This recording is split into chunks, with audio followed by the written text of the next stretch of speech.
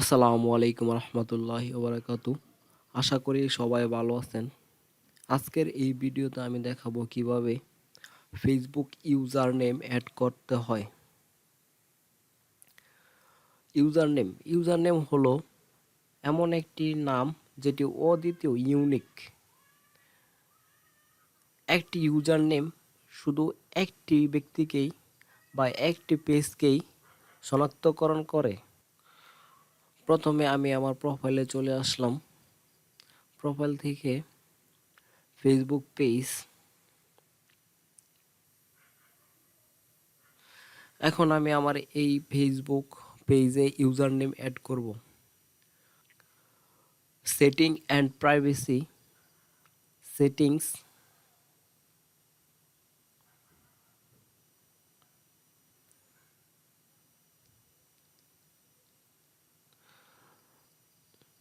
আচ্ছা, general page settings, name Mondal business point, user name. এখন আমি আমার ইউজার নেম অ্যাড করব। ইউজার নেম, আমি চাই আমার ফেসবুক পেজটি যে নামে আছে সেটা আমার ইউজার নেম হোক, তাই Mondal Mondal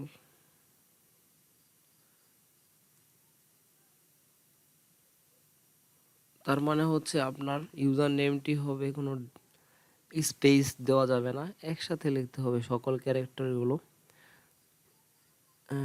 Mondal business, BUSSINES business point, POINT। দেখেন, ইউজার নেম ইজ অ্যাভেলেবেল। তার মানে হচ্ছে ইউজার নেমটি দেওয়ার সময় কোনো স্পেস, মানে দেখেন এখানে আমি যদি স্পেস দিই, স্পেস দেওয়া যাবে না। কোয়েন্স ইন বাই ক্যারেক্টার, এটা ক্যারেক্টারটা ইনভাইট।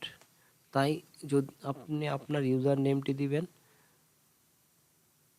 আপনি আপনার ইউজার নেমে কোনো স্পেস ব্যবহার করবেন না।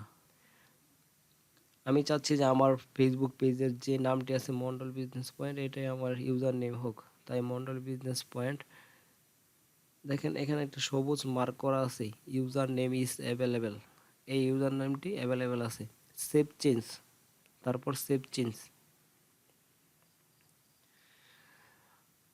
এখন এখানে আমার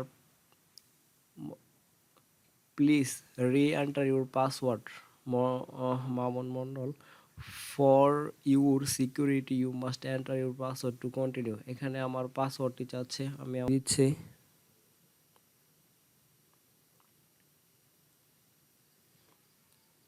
পাসওয়ার্ড সাবমিট।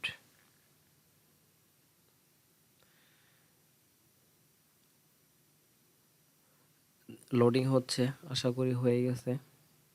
জি, মন্ডল বিজনেস পয়েন্ট, ইউজার নেমটি হচ্ছে https ফেসবুক বিজনেস পয়েন্ট, এটাই। এভাবে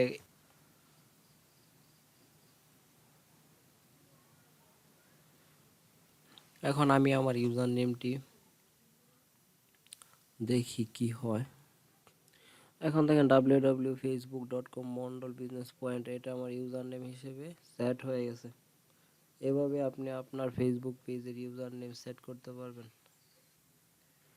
আমার এই ভিডিওটা যদি আপনার একটু উপকারে আসে থাকে, তাহলে আপনি আমার ইউটিউব চ্যানেলটি সাবস্ক্রাইব করে দেবেন। থ্যাংক ইউ, ধন্যবাদ সবাইকে।